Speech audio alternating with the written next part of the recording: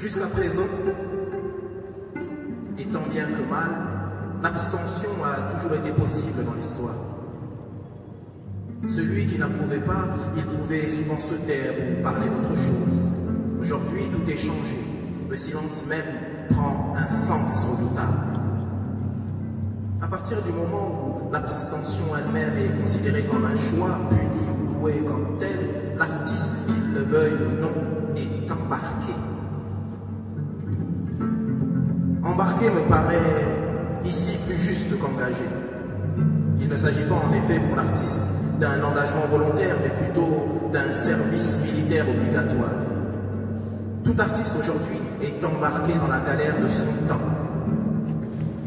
Il doit s'y résigner, même s'il juge que cette galère sent le hareng, que les gardes-chours y sont vraiment trop nombreux et que, de surcroît, le cap est mal pris. Nous sommes en pleine mer. L'artiste, comme les autres, doit ramer à son tour, sans mourir s'il le peut, c'est-à-dire en continuant à vivre, en continuant de vivre et de créer. À vrai dire, ce n'est pas facile et je comprends que les artistes regrettent leur ancien confort. Le changement un peu brutal, certes, il y a toujours eu dans le cirque de l'histoire le martyr et le lion. Le premier se souvenait de consolation éternelle, le second de nourriture historique bien saignante. Mais l'artiste jusqu'ici était sur les gradins. Il chantait pour rien, pour lui-même. Ou, dans le meilleur des cas, pour encourager le martyr et distraire un peu le lion de son appétit. Maintenant, au contraire, l'artiste se trouve dans le cirque. Sa voix forcément n'est plus la même. Elle est beaucoup moins assurée. On voit bien tout ce que l'art peut perdre à cette constante obligation. L'aisance d'abord et cette divine liberté qui respire dans l'œuvre de Mozart. On comprend mieux les ragards et butés de nos œuvres d'art, leur fond soucieux, leur débâcle soudaine. On s'explique que nous ayons ainsi plus de journalistes que d'écrivains, plus de boy scouts de la peinture que de Cézanne, et qu'enfin la bibliothèque rose ou le roman noir ait pris la place de la guerre et la paix, ou de la chartreuse de Parme. Bien entendu, on peut toujours opposer à cet état de choses la lamentation humaniste, devenir ce que Stéphane Trofimovitch dans Les Possédés veut être à toute force, le reproche incarné. On peut aussi voir comme ce personnage des accès de tristesse civique, mais cette tristesse ne change rien à la réalité. Il vaut mieux, selon moi, faire sa part à l'époque, puisqu'elle la réclame si fort, et reconnaître tranquillement que le temps des chers maîtres, des artistes à camélias et des génies montés sur fauteuil est terminé. Créer aujourd'hui, c'est créer dangereusement. Toute publication est un acte, et cet acte expose aux passions d'un siècle qui ne pardonne rien. Les questions, la question, n'est donc pas de savoir si cela est ou n'est pas dommageable à l'art. La question, pour tous ceux qui ne peuvent vivre sans l'art, et ce qu'il signifie est seulement de savoir comment, parmi les polices de tant d'idéologie, que d'église, quelle solitude, l'étrange liberté de la création reste possible.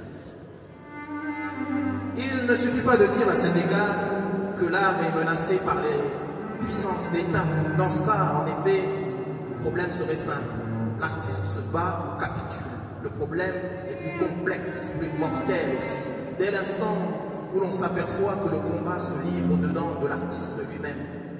La haine de l'art, dont notre société offre de si beaux exemples, n'a tant d'efficacité aujourd'hui que parce qu'elle est entretenue par les artistes eux-mêmes. Le doute des artistes qui nous ont précédés touchait à leur propre talent. Celui des artistes d'aujourd'hui touche à la nécessité de leur art, donc à leur existence même. Racine, en 1957, s'excuserait d'écrire Bérénice au lieu de combattre pour la défense de l'édite Dante. Cette mise en question de l'art par l'artiste a beaucoup de raisons, dont il ne faut retenir que les plus hautes. Elle s'explique, dans le meilleur des cas, par l'impression que peut avoir l'artiste contemporain de mentir, de parler pour rien, s'il ne tient compte des misères de l'histoire. Ce qui caractérise notre temps, en effet, c'est l'irruption des masses et de leurs conditions misérables devant la sensibilité contemporaine. On sait qu'elle existe alors qu'on avait tendance à l'oublier. Ici, on le sait, ce n'est pas que les élites artistiques ou autres soient devenues meilleures, non. Rassurons-nous, c'est que les masses sont devenues plus fortes et empêchent qu'on les oublie. Il y a d'autres raisons encore, et quelques-unes moins nobles, à cette démission de l'artiste. Mais, quelles que soient ces raisons, elles concourent au même but. Décourager la création libre en s'attaquant à son principe essentiel qui est la foi du Créateur en lui-même. L'obéissance d'un homme à son propre génie, a dit magnifiquement à Emerson, c'est la foi par excellence. Un autre écrivain américain du 19e siècle ajoutait « Tant qu'un homme reste fidèle à lui-même, tout abonde dans son sens, gouvernement, société, le soleil même, la lune et les étoiles. » Ce prodigieux optimisme semble mort aujourd'hui. L'artiste, dans la plupart des cas, a honte de lui-même et de ses privilèges s'il en a. Il doit répondre avant toute chose à la question qu'il se pose. L'art est-il un luxe mensonger? La première réponse honnête que l'on puisse faire est celle-ci. Il arrive en effet que l'art soit un luxe mensonger sur la dunette des galères, peut toujours et partout, nous le savons, chanter les constellations pendant que les forçats rament et s'exténuent dans la cale. On peut toujours enregistrer la conversation mondaine qui se poursuit sur les gradins du cirque pendant que la victime craque sous la dent du lion. Et il est bien difficile d'objecter quelque chose à cet art qui a connu de grandes réussites dans le passé. Sinon, ceci, que les choses ont un peu changé et qu'en particulier le nombre des forçats et des martyrs a prodigieusement augmenté sur la surface du globe. Devant tant de misère, cet art, s'il veut continuer d'être un luxe, doit accepter aujourd'hui d'être aussi un mensonge. De quoi parlerait-il en effet, s'il se conforme à ce que demande notre société dans sa majorité? Il sera divertissement sans portée s'il la refuse aveuglément, si l'artiste décide de s'isoler dans son rêve, il n'exprimera rien d'autre qu'un refus. Nous aurons ainsi une production d'amuseurs ou de grammairiens de la forme qui, dans les deux cas, aboutit à un art coupé de la réalité vivante. Depuis un siècle environ, nous vivons dans une société qui n'est même pas la société de l'argent. L'argent ou l'or peuvent susciter des passions charnelles, mais celle des symboles abstraits de l'argent. La société des marchands peut se définir comme une société où les choses disparaissent au profit des signes. Quand une classe dirigeante mesure ses fortunes non plus à l'arpent de terre ni au lingot d'or, mais au nombre de chiffres correspondant idéalement à un certain nombre d'opérations d'échange, elle se voue du même coup à mettre une certaine sorte de mystification au centre de son expérience et de son univers. Une société fondée sur des signes et dans son essence une société artificielle où la vérité charnelle de l'homme se trouve mystifiée. On ne s'étonnera plus alors que cette société ait choisi pour en faire sa religion une morale de principe formel et qu'elle écrive les mots de liberté et d'égalité aussi bien sur ses prisons que sur ses temples financiers. Cependant, on ne prostitue pas impunément les mots. La valeur la plus calomniée aujourd'hui est certainement la valeur de liberté.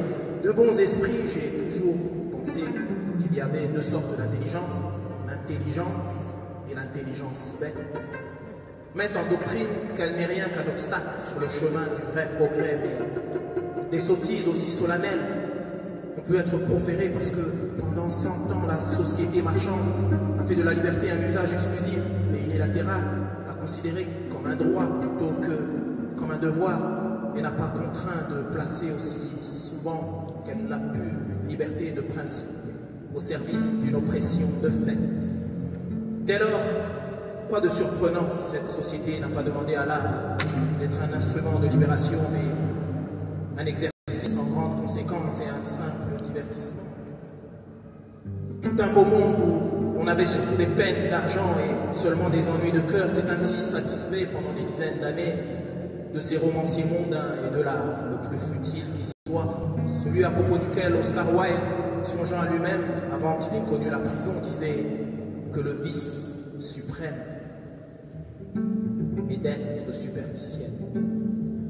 Les fabricants d'art, je n'ai pas encore dit les artistes de l'Europe bourgeoise avant et après 1900, ont ainsi accepté les responsabilités parce que la responsabilité supposait une rupture épuisante avec leur société. Ceux qui ont vraiment rompu s'appelaient Rimbaud, Nietzsche, Strindberg, et l'on connaît le prix qu'ils ont payé. C'est de cette époque que date la théorie de l'art pour l'art, qui n'est que la revendication de cette irresponsabilité. L'art pour l'art, le divertissement d'un artiste solitaire est bien justement l'art artificiel d'une société factice et abstraite. Son aboutissement logique, c'est l'art des salons, l'art purement formel qui se nourrit des préciosités d'abstraction, qui finit par la destruction de toute réalité. Quelques œuvres enchantent ainsi quelques hommes, tandis que beaucoup de grossières inventions en corrompent beaucoup d'autres. Finalement, l'art se constitue en dehors de la société et se coupe de ses racines vivantes. Peu à peu, l'artiste même très fêté, seul du moins les connus de la nation par l'intermédiaire de la grande presse, de la radio, qui en donneront une idée commode et simplifiée. Plus l'art se spécialise en effet, plus nécessaire devient la vulgarisation. Des millions d'hommes auront ainsi le sentiment de tel ou tel grand artiste de notre temps, parce qu'ils ont appris par les journaux qu'ils élèvent les canaris, ou qu'ils ne se marient jamais que pour 6 mois. La plus grande célébrité aujourd'hui consiste à être admiré ou détesté sans avoir été lu. Tout artiste qui se mêle de vouloir être célèbre dans notre société doit savoir que ce n'est pas lui qui le sera, mais quelqu'un d'autre, sous son nom, qui finira par lui échapper, et peut-être un jour par tuer en lui l'artiste véritable.